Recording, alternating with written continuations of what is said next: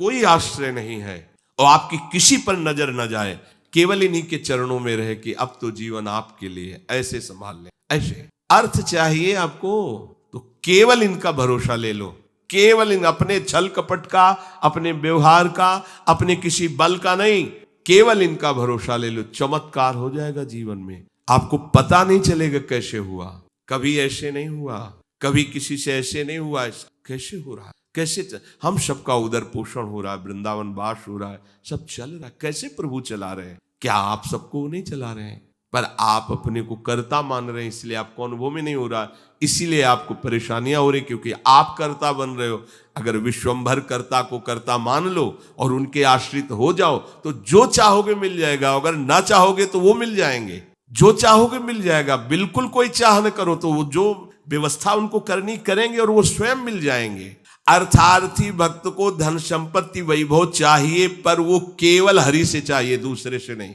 पर ये ध्यान रखना, इसकी परीक्षा होगी आपकी। अपने इष्ट देव के अनन्य होकर के यदि आप अर्थ चाहोगे तो बहुत जल्दी आपका परिवर्तन होना शुरू हो जाएगा। पर आचरण आपके पवित्र होने चाहिए, ये भी ध्यान रखना। आचरण की अगर पवित्रता नहीं तो फिर शिकायत मत करना। आप अपने आचरण पवित्र करो और नाम जप करो, केवल हरि के आश्रित रहो, फिर देख लेना।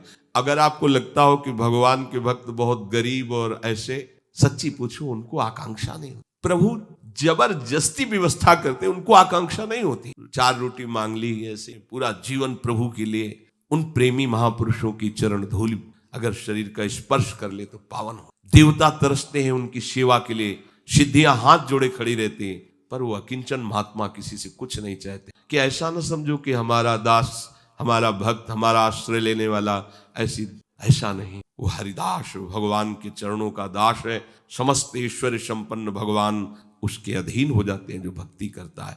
अगर आपको अर्थ चाहिए तो केवल भगवान का आश्रय ले, दूसरे का नहीं। अब ये कोई छोटी मोटी बात नहीं, देख लीजिए अंदर से। अपने बल का आश्रय नहीं, किसी दूसरे व्यक्ति का आश्रय नहीं, किसी दूसरी दैवी शक्ति का आश्रय नहीं, केवल श्री हरि का आश्रय। और जब आप पक्के उतर जाओगे, जैसे सुदामा जी, तो जैसी द्वारिकापुरी थी वैसे सुदामापुरी हुई। जैसा वैभव द्वारिकाधीश का वैसे सुदामा जी का वैभव था। पक्का मान लीजिए। लोग समझते नहीं, ऐसा ना समझो कि ये केवल कथाएं हैं। आपका जीवन स्वयं एक कथा बन जाएगा। यदि आप हरि के आश्रित हो गए तो आपका जीवन चरित्र दूसरों के लिए उदाहरण बन जाएगा। पर निष्ठा चाहिए। कई कई दिन भूखे रहे सुदामा जी। उनका मित्र किसी जमींदार के यहाँ पुरोहित ही करता था। वो जब पालकी से निकलता तो कहाँ गली गली डोल रहे हो कृष्ण कृष्ण बोलते हुए, आओ हमारे यहाँ, हमारा जजमान धनी है, आके थोड़ा वेद पाठ कर दिया करो, पूरे परिवार का पोषण कपला रहता है। हम वादा करते हैं। उनका नहीं, हमारे जजमान तो श्री। घर आते पत्नी पूछती कुछ मिला? 5 घर हो आए, कुछ मिला नहीं। चलो तुलसी दस और चरणामृत। भगवान ने अगर धन ही चाहिए, सुदामा जी की इच्छा नहीं थी, उनकी पत्नी की इच्छा के कारण वो भी इच्छा भगवान ने पैदा की। ये भक्तजनों को ऐसा ना समझो फटे पुराने कपड़े पहने या ऐसे घूम रहे हैं, बड़े अभागी हैं। हम तो बड़े भाग्यवान हैं क्योंकि हमारे पास सारा ऐश्वर्य है। ऐसा न समझो उनके भाग्य में ऐश्वर्य बनाने वाली मशीन मिल गई है, श्री हरि।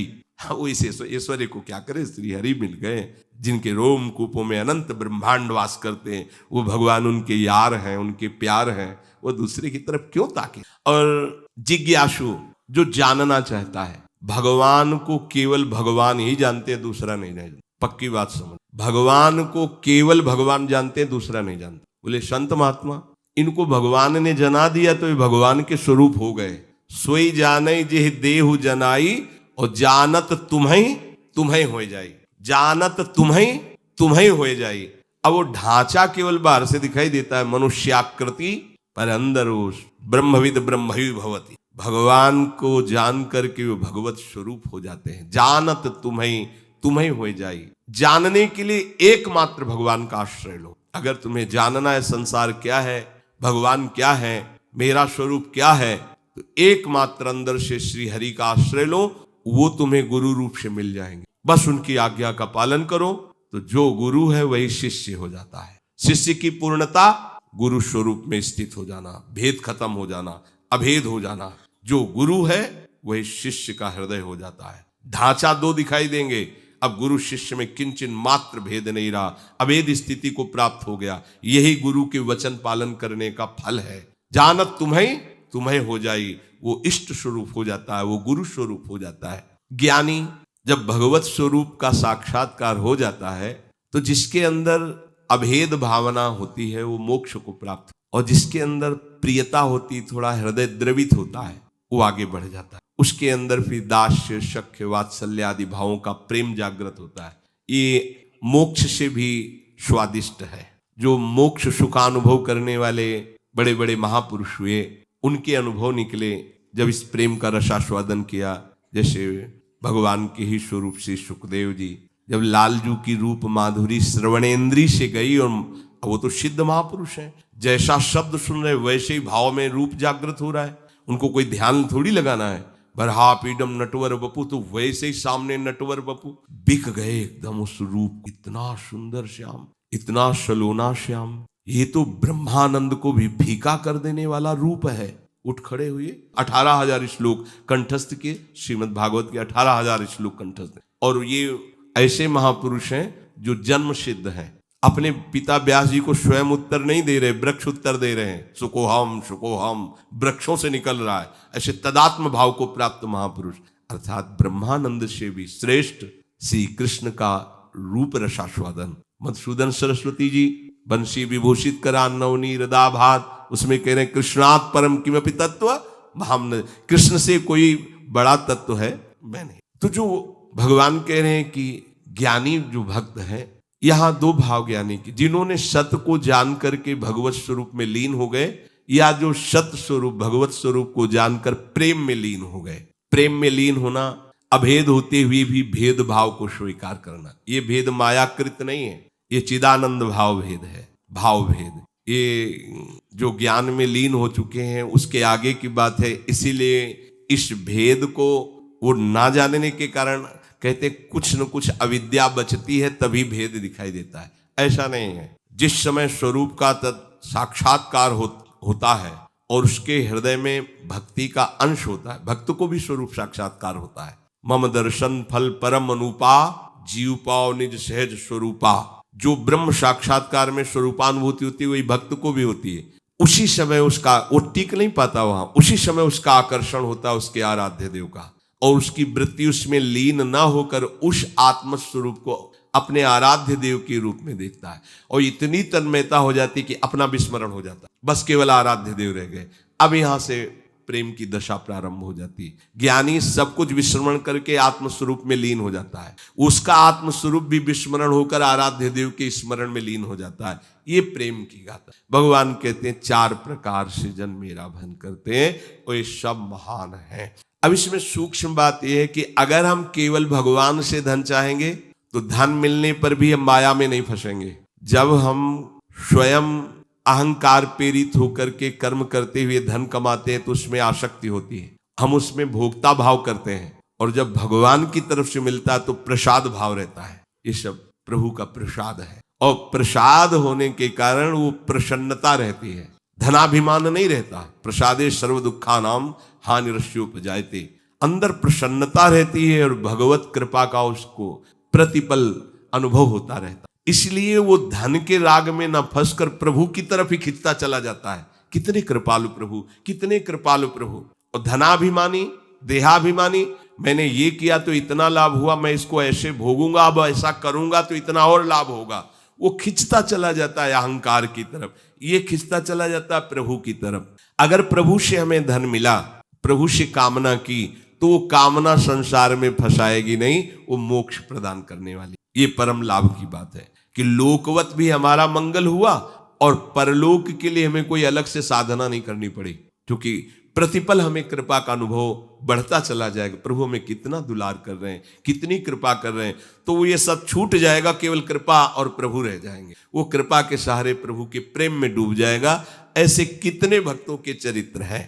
जब हम संकट निवृत्ति भगवान से चाहेंगे तब लगेगा अच्छा कोई दूसरा मेरा सहयोग। भगवान ने ऐसी कृपा, तो अपनी अनुभूतियां जो होती है और प्रभु की तरफ हमें प्रेरित करती है। संकट निवृत्ति के बाद वो प्रभु को भूल नहीं जाएगा, वो प्रभु में आसक्त हो जाएगा। ये आंतरिक बात है, सूक्ष्म बात है। आर्त कोई भी भक्त जो हुआ हो और उसकी संकट निवृत्ति भगवान ने की हो और वो भगवान को भूल करके संसार में ही रमण कर रहा हो, ऐसा नहीं हुआ। भूलने की वो चेष्टा भी करेगा तो भगवान उसे भूलने नहीं देंगे, क्योंकि उसने आर्त भाव से ही सही पर प्रभु का आश्रय लिया है। और प्रभु का आश्रित कभी माया में फंस नहीं सकता है, पक्का है, चाहे किसी भी भावना से आश्रय लिया हो। और जो भगवान से जानना चाहता है भगवान को, उसको कभी ज्ञानाभिमान नहीं होता। अगर हम पढ़ लिख करके जानना चाहेंगे तो जान भी नहीं पाएंगे, पर हमें ज्ञानाभिमान हो जाएगा। अगर प्रभु से जानेंगे, गुरु कृपा से जानेंगे तो कभी ज्ञानाभिमान नहीं होगा।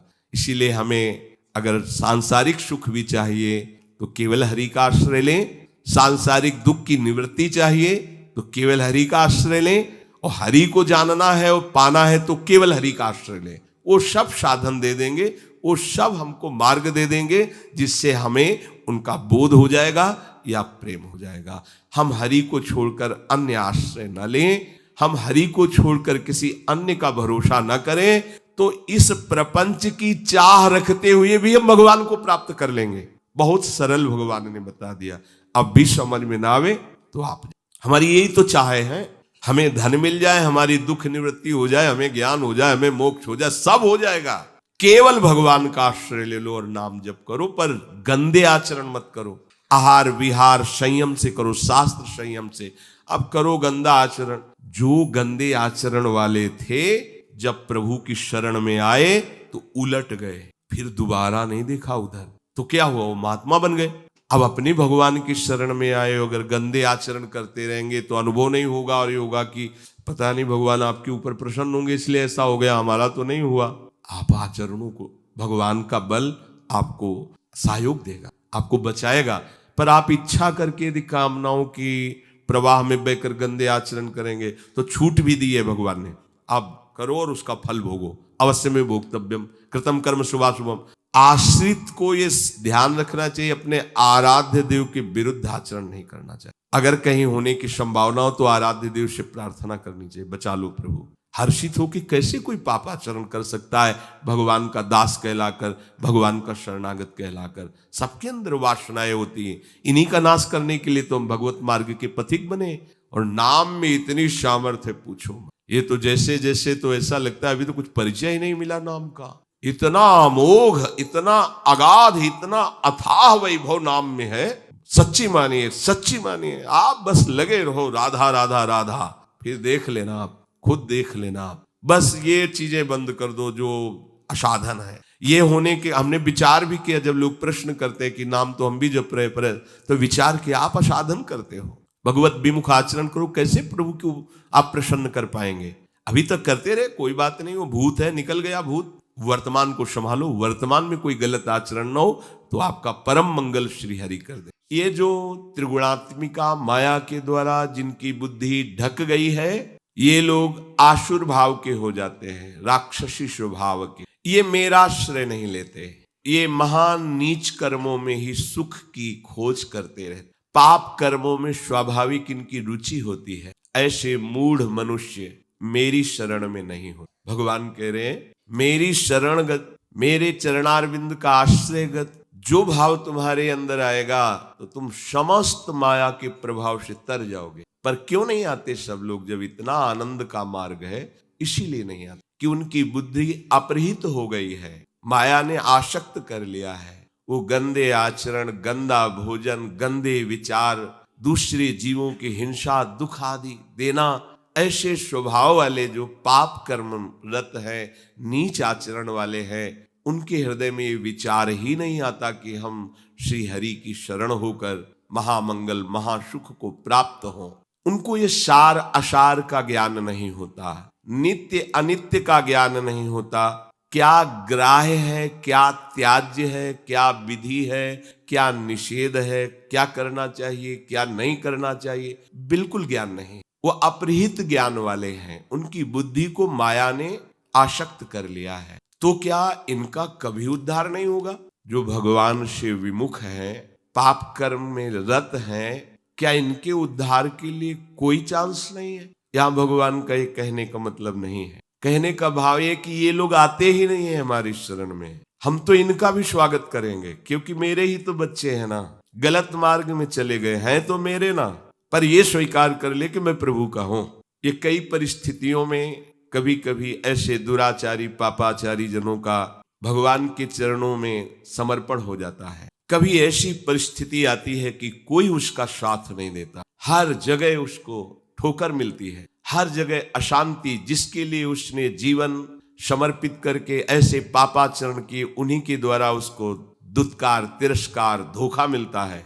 तो उसका हृदय पुकार उठता है कि अगर कोई ईश्वर है तो मुझे स्वीकार करे। या किसी भगवत प्रेमी महात्मा का उसने अनादर कर दिया, क्योंकि हिंसा स्वभाव वाला है, पाप कर्म में रुचि रखने वाला, श्रद्धा तो रखेगा नहीं संतों के प्रति। कोई ऐसा जो भगवत प्रेमी महात्मा है उसका अनादर कर दिया, उसका अपमान कर दिया, और उनकी दृष्टि उस पर पड़ी और उनको दया आ गई उसकी दशा पर, और उन्होंने भगवान से प्रार्थना कर दिया, तो भगवान उसको क्षमा करके संभाल ले, क्षमा कर दे। देखो, मुनिन कर क्रोधौ मुक्ति दातार। यदि किसी महात्मा का कोई दुष्ट अपमान करता है, अगर वो महात्मा प्रार्थना न करें तो भगवान उसका बहुत बुरी तरह नाश कर दे। जो अपराध भक्त कर करई राम रोष पावक सोजे। पर यदि कहीं उनकी उस पर दृष्टि पड़ गई, जैसे श्री भगवत स्वरूप नित्यानंद जी जगाई मधाई को देखा कि शराब के नशे में उन्मत्त गंदे भाव से युक्त है, ठाकुर हरिदास जी से कहा कि महाप्रभु ने आदेश किया है